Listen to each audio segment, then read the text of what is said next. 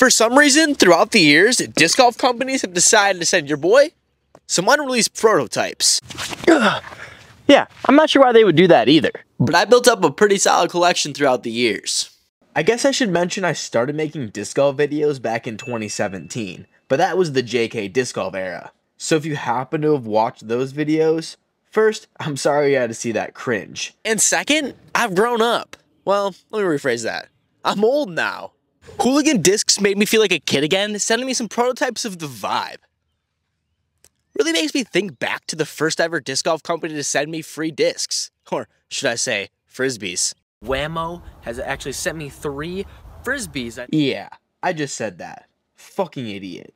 But shout out to... Wait, I forgot I don't have to get down on my knees and suck anyone's dick for sending me stuff anymore. One sure thing you can guarantee when I bring up JK Disc Golf?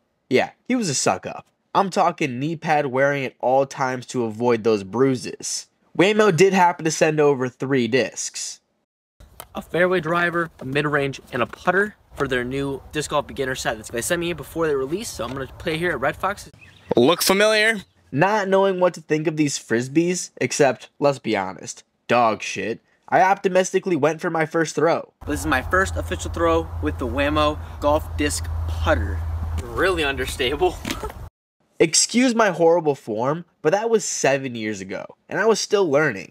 Plus, I was dumb enough to be throwing Whammo. What else could you expect? I'm just gonna believe whatever I said back then, because this camera angle is worse than every video in the amateur section in X Hamster. So it kind of flew straight and ended with a nice little fade at the end. Good disc. Ended with a nice little fade at the end? Holy shit, why did it take me so long to script videos? I talk worse than Raj in front of a girl. Damn, Big Bang Theory reference? That's a new low for even me. So after that tree hit, there is actually a little bit of wear and tear right here in the inside of the rim. I don't want to say cheapness, but I wanted nothing more than to say cheap, but JK Disc Golf was a pussy. Don't believe me? Here's what I had to say in my final review. This is a great set for beginners to throw. I think that this disc set is better than Innova's. In no fucking world is this set better than Innova's starter pack. I'm hoping this was me just doing the classic content creator be controversial type thing, because holy shit, that's a worse take than someone putting with a Warden. I do have to admit, they were fun to throw, but then Gateway hit me up to send me some of their molds, which was cool, because at that time, I thought they only made putters. And one of the discs they sent me happened to be a new prototype. The Gateway Apex, and it's one that I actually really love. Would you look at that? Another disc I fucking love. You see why I'm so honest now? I'm tired of pretending to like discs because it might hurt someone's feelings. I'm done with that. Instead, I'm hurting everybody. For some reason, I just thought this is going to be a destroyer type disc because it kind of just gave me that feel and that kind of look that it was just going to be kind of a destroyer where it kind of just like goes straight for a very little bit and then kind of just hyzers out the whole time. 5 fucking times I said kinda. Why in the world did anyone watch this shit? Oh yeah, no one did.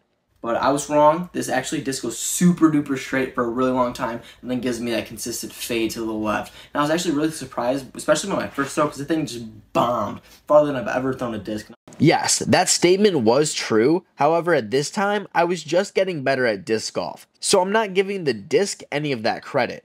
Also, this was a season destroyer, just like every other company's main 12-speed. But just like all of those, doesn't come anywhere close to the original. Gotta love when disc golf companies make claims they can't live up to. Which reminds me of that one time that one company sent me the so-called straightest disc ever. Very first Danish-made disc ever from Loft Disc, the Hydrogen, supposed to be the straightest putter ever. I can't remember a whole lot of this disc, but this is what I said it felt like if you're curious.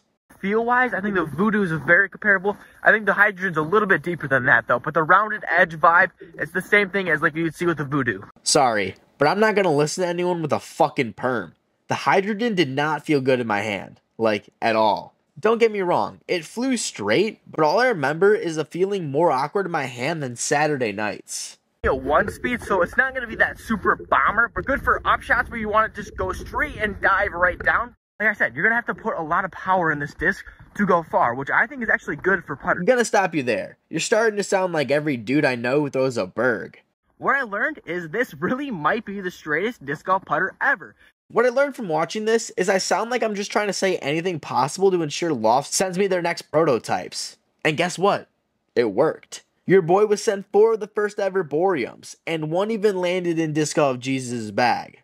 You guys really want to know why I'll get on my knees when Clash calls? Well, this is why. We got some of the exclusive prototypes from the new company, Clash Discs. At the time, they sent us the complete lineup, which happened to be the ginger, the pepper, the berry, mint, mango, and popcorn. The round started off perfect, right in the water. Splash! That's a lot more overstable than I thought. Also, I had Disc Golf Jesus and Swiss Cheese helping me test out these protos. To say love at first throw might sound cliche, but I was throwing these discs so damn well that I think it's engraved in my head that the discs are just good. After testing these out is when I decided to check out the Honey, and you guys already know how I feel about that disc. But what you guys might not know is that the original protos are the best run ever made. Not only because they aren't as wild, but because I found them to be the most stable run, which allows for even longer flights. Hard to hate on that. So if you got any laying around, please hit me up. But that wasn't the first disc I bagged. No, the first Clash disc I bagged was actually the Ginger, an overstable fairway driver. It almost felt like a Thunderbird to me, but I could just feel like I got consistent, nice, straight to fade shots with my forehand.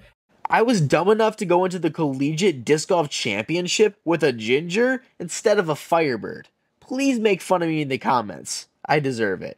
While I try to forget that, here's Swiss and Disc Golf Jesus' favorite Clash discs. I'm going to go with the berry. This is going to go in my bag for a little bit. I'm going to definitely give it a little bit of a go.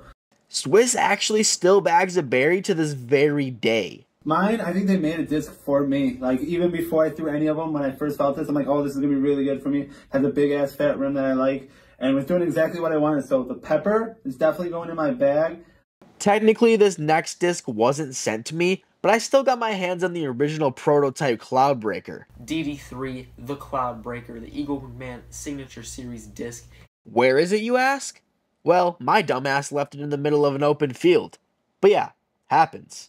Then you might be asking, how did I get my hands on one to begin with? I have the Christmas Discmania mystery box. Looking back at the first Discmania scam, mystery box, I now know why I haven't bought one since. There's no world in which I buy any of these discs, and I wish I could say they were worth it. But there was literally only one reason people bought this thing, which kept most mouths shut about the trash they shoved in that box. Holy cow, this thing is nice. It was really good in my hand. I love the DDX. It is my go-to distance driver, and I'm really hoping the DD3 just gives me a little bit of extra distance. I'm excusing my age for not knowing a DDX and Cloudbreaker don't fly anything alike, but at least I know now. Should give some of you lost pups some hope. I've been lucky enough to have had generous companies send me free products. I'm just over the days of feeling pressured to say good things. Clearly that phase of my life is over. JK Disc Golf is dead. If you enjoyed this different type of video, make sure to drop a like, because it was something I wanted to experiment with the catalog of old videos I've saved. Gives you an opportunity to see the evolution of my disc golf career and the stupid fucking haircuts I used to have. Oh yeah, and if you want to know some disc golf discs you should have in your bag right now, check out the video right here.